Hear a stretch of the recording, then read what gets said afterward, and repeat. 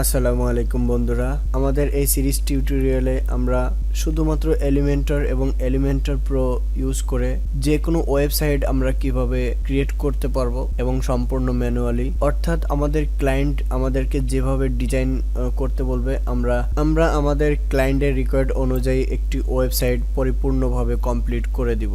এবং আপনি যদি এই চ্যানেলে নতুন হয়ে থাকেন তাহলে অবশ্যই চ্যানেলটি সাবস্ক্রাইব করে পাশে থাকা বেল আইকনটি অন করে রাখবেন। আপনি যদি অলরেডি সাবস্ক্রাইব করে থাকেন থ্যাংক ইউ সো মাচ। আমি এই সিরিজ টিউটোরিয়ালে আপনাকে পরিপূর্ণ ওয়েব ডেভেলপার এবং ডিজাইনার হিসাবে মার্কেট প্লেস গুলাতে কাজ করার জন্য আপনার যে ধরনের অভিজ্ঞতা এবং এক্সপিরিয়েন্স প্রয়োজন বা দরকার আমি আপনাকে এই সিরিজ টিউটোরিয়াল গুলাতে সেগুলো আমি শিখিয়ে দিব। আপনি বেশি বেশি টিউটোরিয়াল দেখে প্র্যাকটিস করবেন, আশা করি আপনি স্বয়ং সম্পূর্ণ একটি ওয়েবসাইট ক্রিয়েট করতে পারবেন। আপনার ক্লায়েন্ট যেভাবে বলবে আপনি সেভাবে তৈরি করে দিতে পারবেন। তো চলুন শুরু করা যাক। তাহলে বন্ধুরা, আমরা এখানে একটি কলাম নিতে চাচ্ছি, একটা সেকশন নিব। একটি সেকশন নেওয়ার জন্য আমাদেরকে এখানে প্লাস বাটন এখানে ক্লিক করতে হবে এবং একটি সিঙ্গেল কলাম নিব। এই সিঙ্গেল কলামটি আমরা এটার একটি মিনিমাম হাইট দিব। যেহেতু আমাদের কলামটি একটি বড় প্রয়োজন, এর জন্য আমরা মিনিমাম হাইট এটা ইউজ করব। তো এটা ইউজ করার জন্য আমরা এখানে 600 পিক্সেল আমি ইউজ করছি এবং এই সেকশনটির আমরা একটি ব্যাকগ্রাউন্ড ইমেজ ইউজ করব। ব্যাকগ্রাউন্ড ইমেজ ইউজ করার জন্য আমরা এটা এখানে ক্লিক করব। এখানে ক্লিক করার পর আমরা স্টাইল এখানে ক্লিক করব। স্টাইলে ক্লিক করার পরে ব্যাকগ্রাউন্ড টাইপ এখানে আমরা ক্লিক করব। তাহলে দেখতে পাচ্ছেন এখান থেকে আমরা যদি ব্যাকগ্রাউন্ডে কোনো কালার ইউজ করতে চাই এখান থেকে আমরা কালার সিলেক্ট করে দিব। তো আমরা যেহেতু একটি ইমেজ ইউজ করতে চাচ্ছি তাহলে আমরা ইমেজ এখানে ক্লিক করব। এখানে ক্লিক করার পরে আমাদের সামনে এরকম আমি এখানে কিছু ইমেজ আপলোড করে রেখেছি। আপনার এখানে যদি কোনো ইমেজ না থাকে আপনি আপলোড না করলে তো এখানে থাকবে না। তো আপনি এখান থেকে আপলোড ফাইল এখানে ক্লিক করে আপনার ডেস্কটপে অথবা ল্যাপটপে যেখানে ইমেজগুলো আছে আপনি ওইখান থেকে সিলেক্ট করে দিবেন। তাহলে এখানে ইমেজগুলো মিডিয়া লাইব্রেরি এখানে চলে আসবে। তো আমি এখানে এই ইমেজটি দিতে চাচ্ছি, তো আমি ইমেজটা ক্লিক করব এবং ইনসার্ট মিডিয়া এখানে ক্লিক করব। তাহলে আমার এখানে ইমেজটি চলে আসছে। এখানে ইমেজটি পারফেক্টলি ভাবে শো করানোর জন্য আমাকে যেটা করতে হবে, পজিশন এখান থেকে আমি ডিফল্ট রয়েছে এটাকে সেন্টার করে দিব এবং অ্যাটাচমেন্ট এটা ডিফল্ট রয়েছে আমি এটাকে ডিফল্টই রেখে দিচ্ছি, রিপিট নো রিপিট এবং সাইজ দিয়ে দিচ্ছি কভার। তাহলে দেখতে পাচ্ছেন ইমেজটি এখানে পারফেক্টলি ভাবে শো করেছে। এরপরে আমরা যেটা করব আমরা এখান থেকে এটাকে এবং এরপরে আমরা চাচ্ছি আমরা এখানে কিছু টেক্সট ইউজ করব এবং কিছু প্যারাগ্রাফ থাকবে এবং একটি বাটন ইউজ করব। এর জন্য আমাদেরকে যেটা করতে হবে আমাদেরকে উইজেটে আসতে হবে। উইজেটে এসে আমরা এখান থেকে হেডিং উইজেটটি এখানে এনে ছেড়ে দিব। এরপর আমরা এই যে এখানে কিছু টেক্সট রয়েছে আমরা টেক্সটগুলোকে চেঞ্জ করে দিব। এর জন্য আমি কিছু ড্যামি টেক্সট নিয়ে আসছি। ড্যামি টেক্সটগুলো কপি করে এখানে আমি পেস্ট করে দিব। তাহলে দেখতে পাচ্ছেন টেক্সটগুলো এখানে চলে আসছে। টেক্সটগুলা কালার চেঞ্জ করে দিলে এই স্পষ্টভাবে আমরা দেখতে পাবো। এর জন্য আমাদেরকে যেটা করতে হবে আচ্ছা তার আগে আমরা এই টেক্সটের সাইজগুলা এখান থেকে সিলেক্ট করে দিতে পারি। আমাদের এখানে ডিফল্ট দেওয়া রয়েছে এবং এখান থেকে HTML ট্যাগ অর্থাৎ আমরা টাইপোগ্রাফি থেকে টেক্সটের সাইজ এবং ফন্ট সিলেক্ট করে দিয়েছি, আমরা এখান থেকে ডিফল্ট সেটাই ইউজ করতে পারি। তো এটা যেহেতু আমি হেডিং উইজেট ইউজ করেছি এর জন্য আমি এটাকে হেডিং 1 ইউজ করতে পারি। তাহলে দেখতে পাচ্ছেন এটা বড় হয়ে গিয়েছে এবং এখান থেকে এটা আমরা লেফটে দিব। এটার কালার চেঞ্জ করার জন্য আমাদেরকে স্টাইল এখানে ক্লিক করব। এখানে ক্লিক করার পর টেক্সট কালার এখান থেকে আমরা এটাকে হোয়াইট করে দিব অথবা যে কোনো কালার করতে পারি। তাহলে আমি এটাকে হোয়াইট করে দিয়েছি। এরপরে আমরা এখানে আরো কিছু প্যারাগ্রাফ নেব। এর জন্য আমরা এখানে ক্লিক করব, উইজেটে ক্লিক করব। উইজেটে ক্লিক করার পরে টেক্সট এডিটর আমরা এটাকে নিয়ে এখানে দিয়ে দিব। তাহলে আমাদের সামনে বেশ কিছু টেক্সট চলে আসবে এবং আমরা এটার নিচে একটি বাটন ইউজ করতে চাই। তাহলে আমাদেরকে উইজেটে আবার আসতে হবে এবং এখান থেকে বাটন উইজেটটি এখানে এনে আমরা এখানে ছেড়ে দিব। তাহলে আমাদের সামনে এরকম একটি বাটন চলে আসবে। বাটনটি আমরা যদি স্টাইল করতে চাই অথবা চেঞ্জ করতে চাই তাহলে যে বাটন টাইপ এটা ডিফল্ট রয়েছে, আপনি এখান থেকে ছোট বড় অথবা কালার চেঞ্জ অথবা এগুলো আপনি করতে পারেন। তো আমি এটা করে দিচ্ছি, এটা রেখে দিয়েছি এবং বাটন যে টেক্সট রয়েছে ক্লিক হেয়ার, চাইলে আপনি বাটন টেক্সট আপনি এটা চেঞ্জ করে দিতে পারেন এবং বাটনের যে লিংক এখানে আপনি লিংকটি দিতে পারেন। এই বাটনে ক্লিক করলে আপনার ওয়েবসাইটের অন্য কোনো পেজ শো হবে অথবা অন্য কোনো ব্রাউজারে এটা ওপেন হবে। আপনি যে লিংক এখানে দিবেন এই বাটনে ক্লিক করলে ওই পেজটি আমাদের সামনে শো হয়ে যাবে এবং এটাকে আমরা লেফট সাইডে রেখে দিব এবং বাটনের সাইজ এখান থেকে আমরা এক্সট্রা স্মল এটা করে দিতে পারি অথবা আমরা মিডিয়াম এটা করতে পারি অথবা লার্জ এটা করতে পারি। তো আমি এক্সট্রা স্মল এটা করে দিচ্ছি, আমি এটা করে দিব। আপনার যেটা ভালো মনে হয় আপনি সেটা করে দিতে পারেন এবং বাটনের যে সাইডে যদি কোনো আইকন আপনি দিতে চান অর্থাৎ কোনো অ্যারো অথবা যে কোনো একটি আইকন আপনি যদি দিতে চান তাহলে আপনাকে এখান থেকে আইকন লাইব্রেরি এখানে ক্লিক করবেন। এখানে ক্লিক করলে আপনি দেখতে পাবেন এখানে অনেকগুলা আইকন শো করবে, আপনার যেটা ইচ্ছা হয় আপনি সেটা দিয়ে দিবেন। তো আমি এখানে অ্যারোর এই আইকনটি যদি দিতে চাই তাহলে এখানে আইকনটি ক্লিক করার পর এটাকে ইনসার্ট করব। তাহলে দেখতে পাচ্ছেন আমাদের বাটনের এখানে অ্যারো আইকনটি শো হয়ে গিয়েছে এবং এটা চলে আসছে। আপনি চাইলে এটা ইউজ করতে পারেন, আর যদি আপনি এটা ইউজ করতে না চান তাহলে আপনি এখান থেকে জাস্ট নান করে দিবেন, তাহলে এখান থেকে আইকনটি চলে যাবে।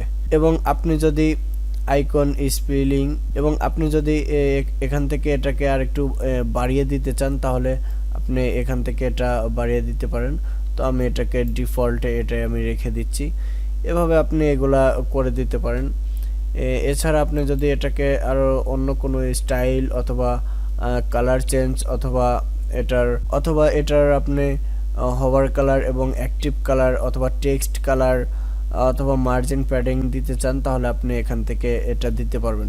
এবং এটা এখন স্কোয়ার আছে, আপনি যদি এটাকে একটু রাউন্ড শেপ করতে চান অথবা কোনাগুলো ভাঙা ভাঙা করতে চান তাহলে আপনি এখানে বর্ডার রেডিয়াস এটা দিলে, যেমন আমি দেখিয়ে দিচ্ছি, এটাকে যদি আমি এখানে 10 পিক্সেল দিয়ে থাকি তাহলে দেখতে পাচ্ছেন বাটনটি একটু চেঞ্জ হয়ে গিয়েছে এটার ডিজাইনটি। আপনি যেরকম আপনার ভালো লাগে আপনি সেরকম দিতে পারেন। এখানে যদি আমি 50 পিক্সেল দিই তাহলে দেখতে পাচ্ছেন পুরোটা রাউন্ড হয়ে গিয়েছে। আপনি এটা রেখে দিতে পারেন অথবা আপনি 0 করে দিতে পারেন। তাহলে আমি 0 করে দিয়েছি, আমার কাছে এটাই ভালো লাগে।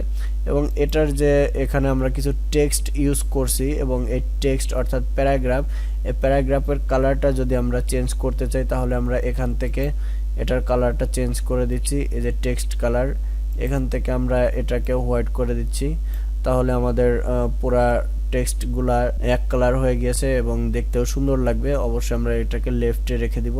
এবং এটার যদি টাইপোগ্রাফি আপনি এখান থেকে চেঞ্জ করতে চান, সাইজ চেঞ্জ করতে পারবেন। এবং যদি চান আপনি এখান থেকে এটার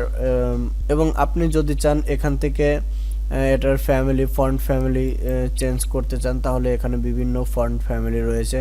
আপনার যে ফন্টটি ভালো লাগে অথবা প্রয়োজন অথবা আপনার ক্লায়েন্টের আপনাকে বলে দিবে, আপনি এখান থেকে সেই ফন্টটি এখানে ইউজ করতে পারবেন। আপনি সেই ফন্টটি এখানে সিলেক্ট করে ওকে করে দিলে জাস্ট হয়ে যাবে। এছাড়া বাকি যে অপশনগুলো রয়েছে এগুলা খুব একটা আমাদের প্রয়োজন হয় না, তারপরেও আপনার যদি কখনো লাগে আপনি এগুলো একটু দেখে নেবেন, এগুলো কঠিন কিছুই নয়, আপনি একটু দেখলে জাস্ট আপনার বুঝে যাবেন এগুলা।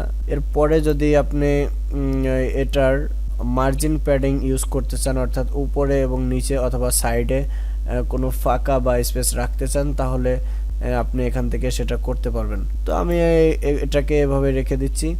এবং এখানে কোনো টেক্সটকে যদি আপনি এই টেক্সটের মধ্যে যদি আপনি কোনো পেজের অর্থাৎ অন্য কোনো পেজের লিংক শো করাতে চান অথবা অন্য কোনো ব্রাউজার শো করাতে চান তাহলে এখানে আপনাকে যেমন আমি দেখাচ্ছি ডলার, এটাকে আমি ব্লক করে এখান থেকে লিংক আপ করব এবং অন্য যে পেজের অথবা ব্রাউজারে আমি শো করাতে যাচ্ছি ওই লিংকটি এখানে প্রেস করে জাস্ট এখানে অ্যাপ্লাই করে দিব, তাহলে আমার এটা বাটনের মতো হয়ে যাবে এবং এটা লিংক আপ হয়ে যাবে। এভাবে আমি করে দিতে পারি। এবং আমাদের এই পুরো সেকশনটার উপরে আমরা একটু স্পেস রাখতে চাই, আমাদের হেডার এবং স্পেসের মাঝে আমরা একটু গ্যাপ রাখতে চাই, এর জন্য আমরা এখানে ক্লিক করব।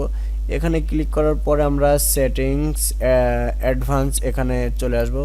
এখানে চলে আসার পরে আমরা এটাকে আনলিঙ্ক করে দেব। আনলিঙ্ক করার পরে আমরা এখান থেকে এটাকে সাপোজ আমি 50 পিক্সেল দিচ্ছি, তাহলে দেখতেই পাচ্ছেন উপরে একটা স্পেস চলে আসছে, এটা দেখতেও অনেকটা সুন্দর লাগবে। এবং আমাদের ওয়েবসাইটের প্রত্যেকটা পেজে আমরা এরকম যত জায়গায় সেকশন ইউজ করব প্রত্যেকটা পেজে আমরা উপরে সমান স্পেস রাখবো, তাহলে আমাদের ওয়েবসাইটটি ডিজাইনটা দেখতে অনেকটা সুন্দর হবে। এই বিষয়গুলো আমাদেরকে খুব ভালোভাবে নজর রাখা উচিত। এখন আমরা এই সেকশনটাকে যদি রেসপন্সিভ করি, অর্থাৎ মোবাইল এবং ট্যাবলেট মোডে যদি আমরা এটাকে ওপেন করি, তাহলে আমরা একটু দেখি এটাকে কেমন দেখাবে।